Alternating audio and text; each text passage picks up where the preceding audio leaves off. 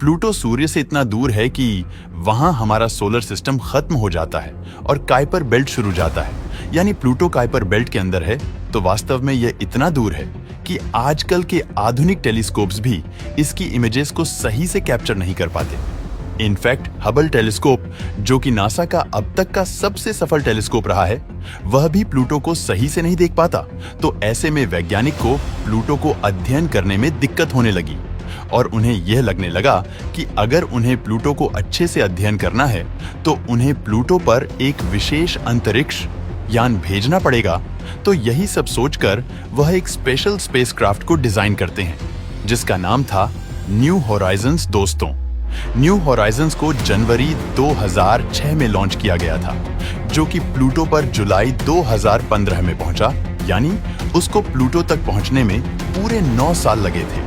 और अपने इस 9 साल के लंबे सफर में उसने क्या देखा और उसके साथ क्या हुआ, यही है हमारी आज की इस वीडियो का टॉपिक है। दोस्तों, न्यू होराइजन्स को 19 जनवरी 2006 को लॉन्च किया गया और यह उस समय का सबसे फास्टेस्ट स्पेसक्राफ्ट था।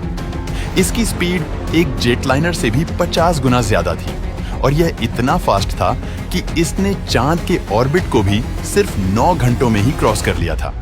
डॉक्टर एलन स्टर्न, जो कि इस मिशन को लीड कर रहे थे, उनका यह कहना था कि न्यू होराइजन्स वाकई में बहुत फास्ट था, क्योंकि जब वह छोटे थे तो चांद पर अपोलो मिशन को जाने के लिए भी पूरे 3 दिन लगते थे, लेकिन वहीं न्यू होराइजन्स को सिर्फ 9 घंटे लगे, जो कि एक अमेजिंग स्पीड थी।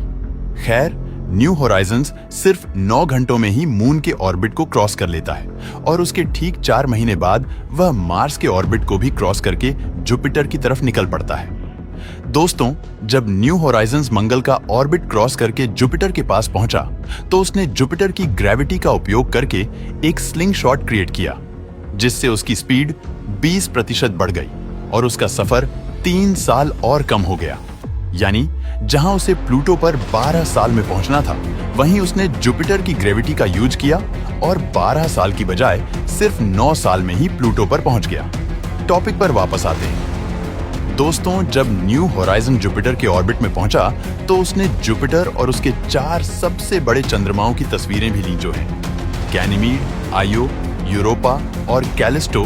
ये चारों चांद जुपिटर के सबसे बड़े चांद हैं, तो इसीलिए ये बहुत ही खास हैं। दोस्तों, न्यू होराइजन ने जुपिटर के साथ साथ इन सभी मून्स की तस्वीरें ली और उसके बाद वह जुपिटर के ऑर्बिट से भी निकल गया। और जैसे ही न्यू होराइजन जुपिटर के ऑर्बिट से बाहर निकला तो इसको हाइबरनेशन मोड पर स्विच कर दिया गया। अभी हाइबरनेशन क्या है?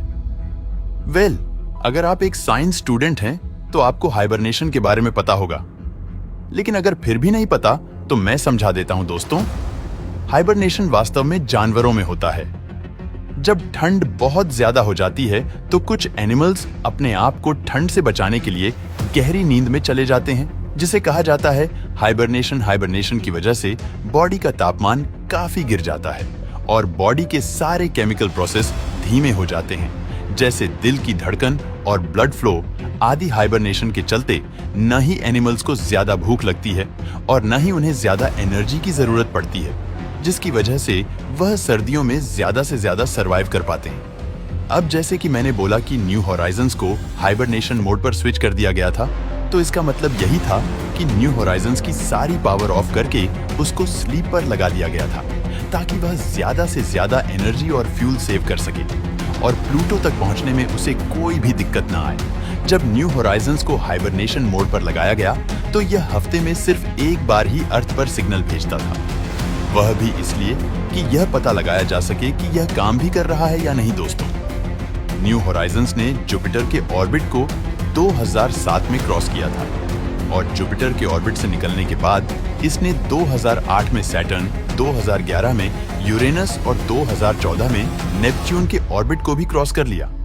मजे की बात यह है कि जब ये इन तीनों के ऑर्बिट से गुजरा तो इसने इन तीनों की एक भी तस्वीर नहीं ली, और वह इसलिए कि जब न्यू होराइजन्स इनके ऑर्बिट से गुजरा तो यह अपने ऑर्बिट में बहुत ही दूर थे।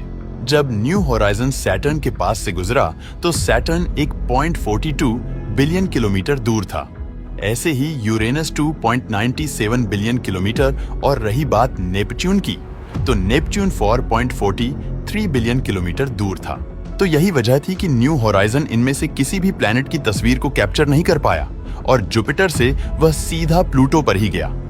दोस्तों, न्यू होराइजन पूरे 9 साल तक सफर में रहा और अपने 9 साल के इस लंबे सफर के बाद आखिरकार वह काइपर बेल्ट में पहुंच गया।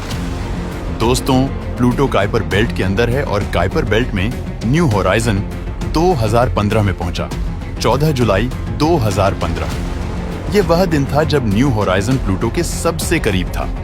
उसने प्लूटो के पास जाकर उसकी बहुत सारी इमेजेस ली और ह्यूमन हिस्ट्री में यह पहली बार था कि प्लूटो की इतनी क्लियर इमेजेस को देखा जा रहा था। और तो और जब न्यू होराइजन ने प्लूटो के पास से फ्लाई बाय किया तो उसने प्लूटो की एक वीडियो भी रिकॉर्ड की जो कि कुछ ऐसी दिखती थी। इस वीडियो को नासा के ऑफिशियल चैनल से डाउनलोड किया गया है और इसमें आप देख सकते हैं कि प्लूटो की हर एक चीज कितनी क्लियर दिख रही है। इसमें प्लूटो का रंग दिख रहा है, उस पर जमी हुई बर्फ दिख रही है और यहाँ तक कि प्लूटो की पहाड़ों को भी इस वीडियो में साफ साफ देखा जा सकता है। नासा के लिए यह एक बहुत ही बड़ी अचीवमेंट थी दोस्तों।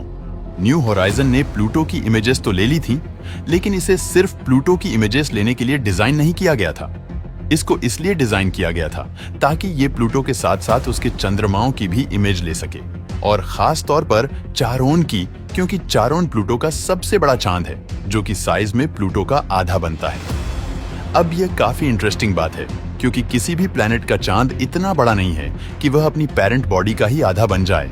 तो प्लूटो का मून चारोन हमारे सोलर सिस्टम का इकलौता ऐसा चांद है जो कि साइज में अपने प्लैनेट से आधा है।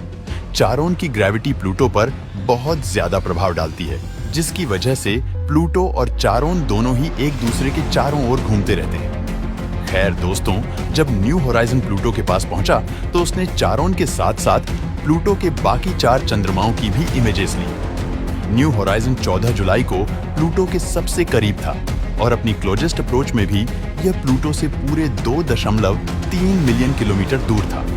न्यू होराइजन के अंदर टेलीस्कोपिक कैमरों को फिट किया गया था जो कि बहुत दूर से ही इमेजेस को कैप्चर करने की क्षमता रखते थे। यही वजह थी कि न्यू होराइजन प्लूटो की इतनी क्लियर इमेजेस को कैप्चर कर पाया और साथ ही वह प्लूटो के मूनस की इमेजेस को भी ले पाया। तो यह है प्लूटो के चंद्रमाओं की वह इमेजेस जो न्यू होराइजन ने ली थी।